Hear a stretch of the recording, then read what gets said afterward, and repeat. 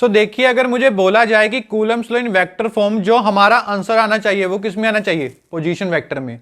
सो अब हम देखते हैं कि हमारा जो आंसर है पोजीशन वेक्टर में कैसे आएगा। सो मान लेता हूं मेरे पास कोई दो एक्सिस हैं। सो मेरे पास कोई स्पेस में दो चार्जेस पड़े हैं। एक चार्ज मेरा यहां पे है Q1 और दूसरा चार्ज मेरा कहां पे है, यहां पे Q2। सो दोनों चार्जेस हैं मेरे, वो क्या है, पॉजिटिव। सो मुझे पता है कि जब मेरे दोनों चार्ज पॉजिटिव होंगे इनके बीच का कुछ ना कुछ डिस्टेंस होएगा। सो मान लेता हूं इनके जो बीच का डिस्टेंस है वो मेरा क्या है, r।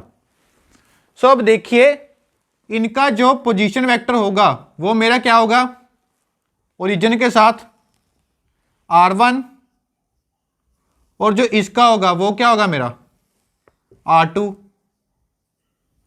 सो अब आप देखिए कि जब मेरा ये पॉजिटिव चार्ज है, इस Q1 के ऊपर जो फोर्स होगी Q2 की वजह से, उसकी जो डायरेक्शन होगी वो क्या होगी, इस साइड को। मतलब जो मेरी फोर्स है उसकी डायरेक्शन क्या है, इस साइड को, जो क्या होगी F12।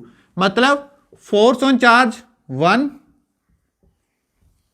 With respect to Q2, और उसी के साथ अगर मैंने फोर्स Q2 के ऊपर निकालनी है विद रिस्पेक्ट टू Q1, इसका मतलब कि Q2 के ऊपर फोर्स किसकी वजह से, Q1 की। सो इसकी जो डायरेक्शन होगी वो क्या होगी, इस साइड को। सो जो इसकी डायरेक्शन होगी वो मेरे पास क्या होगी, इस साइड को, जो वैल्यू होगी वो क्या होगी, F21। मतलब कि force on charge 2 with respect to 1। ठीक है। सो ये तो मैंने इसकी फोर्स की डायरेक्शन निकाल ली। अब मेरे पास बचा क्या, इसका जो यूनिट वेक्टर है। सो देखिए, यूनिट वेक्टर कहां से आएगा, हमारा 1 से लेके 2 तक जाएगा। सो इसका जो यूनिट वेक्टर होगा वो क्या होगा मेरा, R12 कैप। सो सिमिलरली जो इसका यूनिट वेक्टर होगा वो क्या होगा, R21 कैप। सो मैंने यूनिट वेक्टर तो निकाल लिया। अब उसके बाद मुझे बोला है कि जो इसका आंसर निकालना है वो मुझे निकालना है पोजीशन वेक्टर। बाकी जो हमारा वेक्टर फॉर्म है वो तो सेम रहेगी, बस थोड़े से चेंज हो गए, वो हम देखते हैं कि क्या होंगे। सो देखिए, सो मुझे पता है कि जो मैंने F12 की वैल्यू निकाली वो किसके इक्वल होती है, हमारी Q1 Q2 अपॉन होता है R का स्क्वायर। सो जो इसमें मेरा R होगा वो मेरा क्या होगा, ये वाला जो मेरा वेक्टर है वो क्या है, R12 वेक्टर का स्क्वायर। सो सिमिलरली इसके साथ मेरा क्या होगा, यूनिट वेक्टर मल्टीप्लाई में होगा, क्योंकि यूनिट वेक्टर तो हम साथ में लेते हैं, पहले भी लिया था हमने। सो मेरा क्या होगा यहां पे, यूनिट वेक्टर।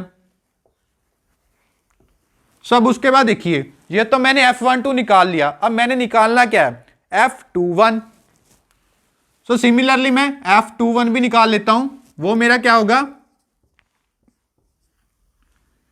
Q1 Q2, जो इसका वेक्टर है वो क्या होगा फिर R21, इसका वेक्टर देन इसका स्क्वायर। सिमिलरली साथ में क्या मल्टीप्लाई होगा, R21 का कैप। सो अब देखिए, हमने क्लास +1 में पढ़ा है कि जो मेरा यूनिट वेक्टर है हम उसको कैसे खोलते हैं। सो देखिए, जब मैं इसको खोल के लिखूंगा, सो R21 जो मेरा यूनिट वेक्टर होगा वो किसके इक्वल होता है, R2 माइनस R1 का वेक्टर अपॉन इसका मैग्नीट्यूड। सो जब हम इसको ओपन करके लिखते हैं सो हमारी जो वैल्यू इस प्रकार से आती है। सो देखिए, जब R12 को मैंने ओपन करके लिखा, मतलब कि जो वैल्यू मेरी 1 से 2 जा रही है, सो इसको उल्टा के लिखेंगे, R2 माइनस R1। इसका क्या करेंगे, वेक्टर, सेम इसका मैग्नीट्यूड। सिमिलरली मैं निकाल लेता हूं R21 कैप की वैल्यू, वो मेरे पास क्या होगी, R1 माइनस R2 का वेक्टर अपॉन इसका मैग्नीट्यूड। ठीक है, ये तो मैंने निकाली यूनिट वेक्टर की वैल्यू। अब मैंने क्या निकालना है, इसका R12 वेक्टर का मैग्नीट्यूड। ये हम कैसे लिखते हैं, सेम एज इट इज लिखेंगे, बाकी डिफरेंस क्या होगा इसमें देखिए, R12 मेरा क्या है, इसमें ये वेक्टर है, इसको कैसे लिखेंगे, R2 माइनस R1 का सिर्फ ये वाला मैग्नीट्यूड। सिमिलरली अगर मैंने R21 को लिखना है वो कैसे लिखेंगे, R1 माइनस R2, बस सिंपल। अब क्या करना है कि जो मेरे पास ये वैल्यू है, मान लो इक्वेशन 1 है, ये इक्वेशन 2 है।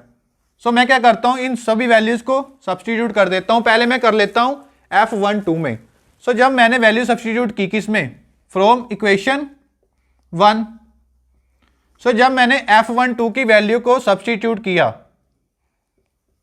सो अब आप देखिए K Q1 Q2 तो एज इट इज रहेगा, सिर्फ वैल्यू किसकी सब्स्टिट्यूट होंगी, इसकी और इसकी। सो मैं वैल्यू सब्स्टिट्यूट कर देता हूं, K Q1 Q2 upon R12 that is R2 minus R1 का स्क्वायर। सो इसके साथ ही यूनिट वेक्टर। सो देखिए यूनिट वेक्टर क्या है मेरा, R12 का कैप। सो R12 का कैप मतलब कि ये वाली मेरी वैल्यू। सो ये मेरे पास क्या है, R2 minus R1 upon R2 minus R1 का मैग्नीट्यूड ऊपर इसका वेक्टर। देखिए जब मैंने इसको सोल्व किया, सो आप देखिए यहां पे मेरा स्क्वायर है, यहां पे सिंपल वैल्यू, स्क्वायर को जब इसके साथ मल्टीप्लाई करूंगा सो इसका क्या आ जाएगा, क्यूब। सो मतलब कि K Q1 Q2 R2 minus R1 का वेक्टर अपॉन इसका मैग्नीट्यूड का क्यूब। सो इसका क्या आ गया मेरे पास, क्यूब। सिमिलरली मैंने क्या निकाला, F12 एज इट इज मैं क्या निकालूंगा, F21। सो देखिए जब मैंने F21 निकाला, मैं इसको इरेज कर देता हूं। सो देखिए जब मैंने F21 को निकाला वो किसके इक्वल है, K Q1 Q2 upon R21 का स्क्वायर और R21 का कैप। सो वैल्यू को बस सब्स्टिट्यूट कर देता हूं मैं, ये रही मेरी वैल्यूज। सो देखिए K Q1 Q2 नीचे क्या आएगा मेरा, R1 माइनस R2 मैग्नीट्यूड का स्क्वायर, देन यूनिट वेक्टर की जो मैं वैल्यू सब्स्टिट्यूट करूंगा सो क्या आएगी, R1 माइनस R2 अपॉन R1 माइनस R2 इसका मैग्नीट्यूड और उसका ओनली वेक्टर। सो देखिए सिंपल था, कुछ नहीं, दो मेरे पास फोर्सेस थी और मैंने क्या किया, यूनिट वेक्टर की वैल्यूज को निकाला।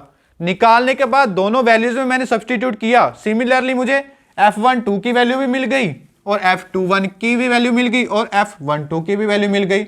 अब मैंने पहले पढ़ा है, अब देखिए स्क्वायर के साथ इसको मल्टीप्लाई करूंगा तो क्या आएगा, K Q1 Q2 R1 माइनस R2 अपॉन में R1 माइनस R2 का मैग्नीट्यूड देन इसका क्यूब।